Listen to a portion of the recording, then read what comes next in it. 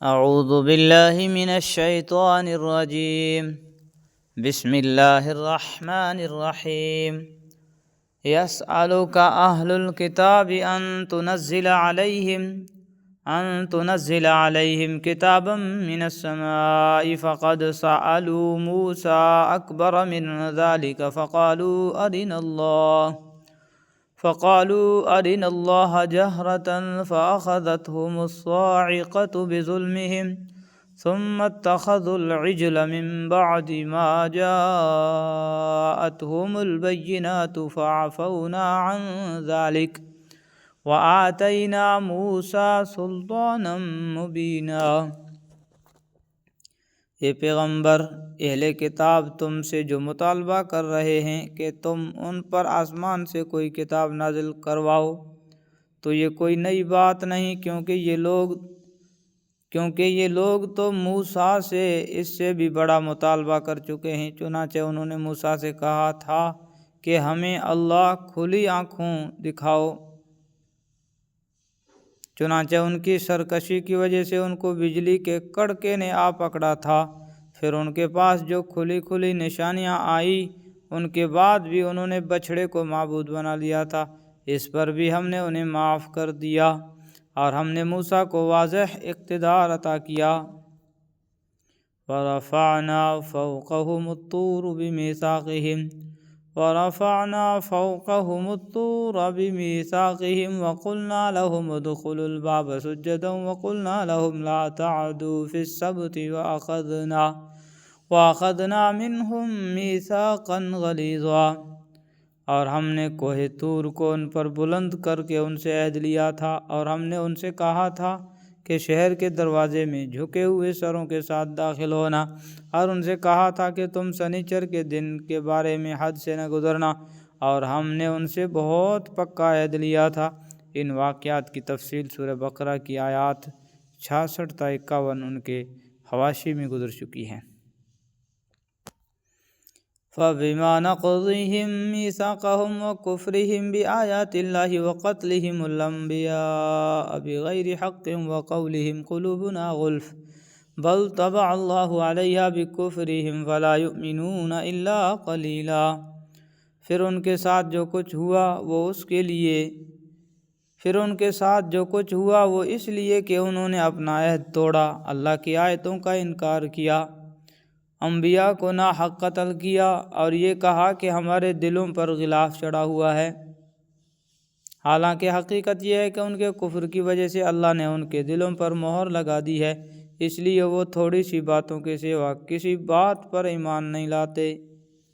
ان کا مطلب یہ تھا کہ ہمارے دل بالکل محفوظ ہیں کہ ان میں اپنے مذہب کے سوا کسی اور مذہب کی بات داخل نہیں ہو سکتی۔ اللہ تعالیٰ نے ان کے جواب میں جملہ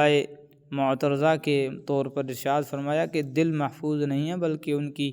ہٹ دھرمی کی وجہ سے اللہ تعالیٰ نے ان کے دلوں پر مہر لگا دی ہے، جس کی وجہ سے کوئی صحیح بات ان کے دلوں میں نہیں اترتی۔ تھوڑی باتوں مراد یہ ہے کہ مثلا حضرت موسیٰ علیہ السلام کی نبوت پر تو ایمان لاتے ہیں، لیکن حضرت صلی اللہ علیہ وسلم پر ایمان نہیں لاتے۔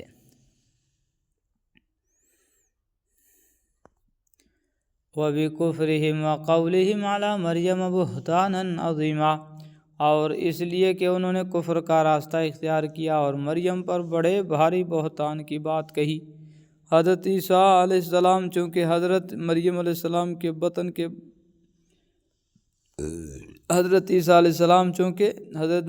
السلام کے بطن سے بغیر باپ کے پیدا ہوئے تھے، اس لیے یہودیوں نے اللہ تعالیٰ کی قدرت کے اس معجزے کو تسلیم کرنے کے بجائے حضرت مریم علیہ السلام جیسی پاک نفس اور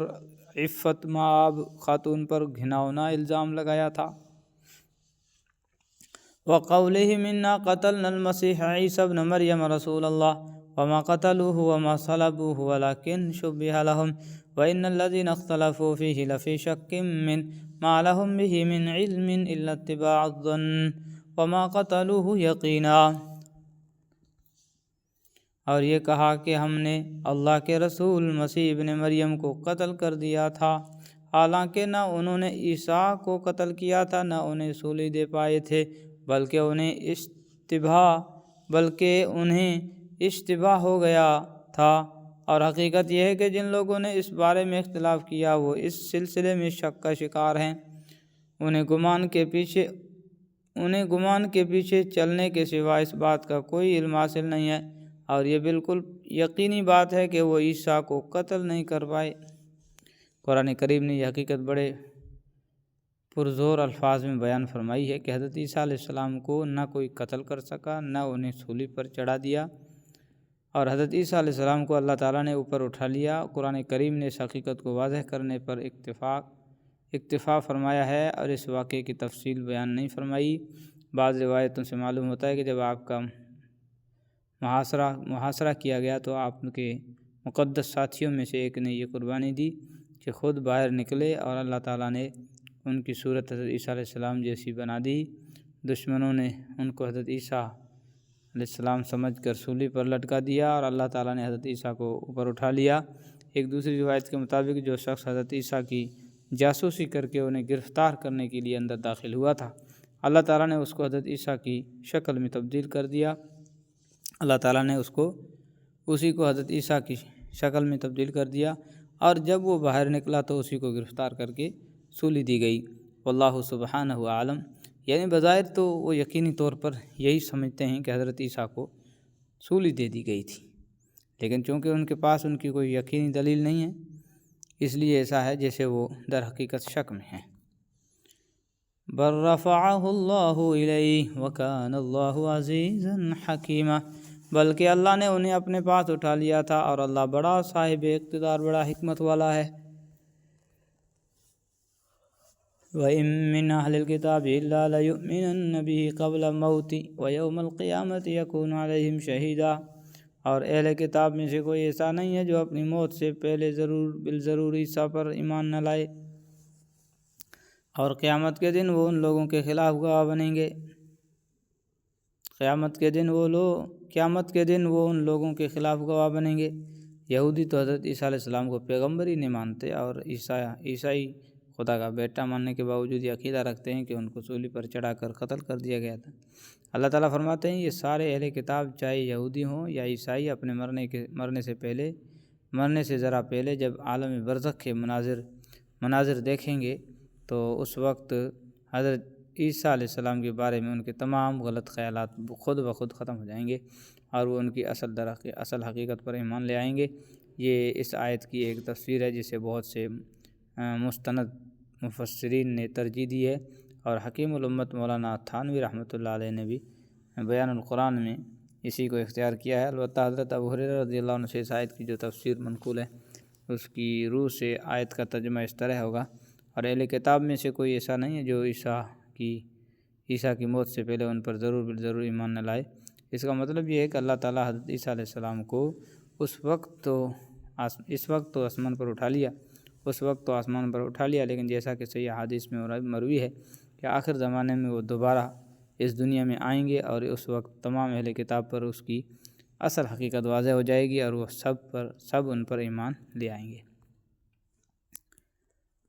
فَبِظُلْمٍ مِّنَ الَّذِينَ هَادُوا حَرَّمْنَا عَلَيْهِمْ طَيِّبَاتٍ أُحِلَّتْ لَهُمْ وَبِصَدِّهِمْ عَن سَبِيلِ اللَّهِ كَثِيرًا، غرض یہودیوں کی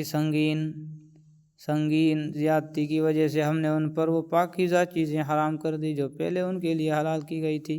اور اس لیے کہ وہ بکثرت لوگوں کو اللہ کے راستے سے روکتے تھے۔ اس کی تفصیل انشاءاللہ سورہ انعام میں آئے گی۔ وَأَخْذِهِمُ الرِّبَا وَقَدْ نُهُوا عَنْهُ وَأَكْلِهِمْ أَمْوَالَ النَّاسِ بِالْبَاطِلِ وَأَعْتَدْنَا لِلْكَافِرِينَ مِنْهُمْ عَذَابًا أَلِيمًا، اور سود لیا کرتے تھے حالانکہ انہیں اس سے منع کیا گیا تھا، اور لوگوں کے مال ناحق طریقے سے کھاتے تھے، اور ان میں سے جو لوگ کافر ہیں ان کے لیے ہم نے ایک دردناک عذاب تیار کر رکھا ہے۔ لَٰكِنِ الرَّاسِخُونَ فِي الْعِلْمِ مِنْهُمْ وَالْمُؤْمِنُونَ يُؤْمِنُونَ بِمَا أُنزِلَ إِلَيْكَ وَمَا أُنزِلَ مِنْ قَبْلِكَ وَالْمُقِيمِينَ الصَّلَاةَ وَالْمُؤْتُونَ الزَّكَاةَ وَالْمُؤْمِنُونَ بِاللَّهِ وَالْيَوْمِ الْآخِرِ أُولَٰئِكَ سَنُؤْتِيهِمْ أَجْرًا عَظِيمًا، البتہ ان بنی اسرائیل میں جو لوگ علم میں پکے ہیں، ان بنی اسرائیل میں جو لوگ علم میں پکے ہیں اور مومن ہیں وہ اس کلام پر بھی ایمان رکھتے ہیں جو یہ پیغمبر تم پر نازل کیا گیا، اس پر بھی جو تم سے پہلے نازل کیا گیا تھا،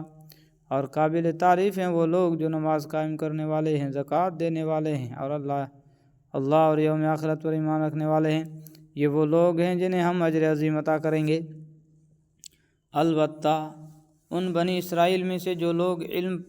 علم میں پکے ہیں اور مومن ہیں وہ اس کلام پر بھی ایمان رکھتے ہیں جو یہ پیغمبر تم پر نازل کیا گیا اور اس پر بھی جو تم سے پہلے نازل کیا گیا تھا، اور قابل تعریف ہیں وہ لوگ جو نماز قائم کرنے والے ہیں، زکوٰۃ دینے والے ہیں،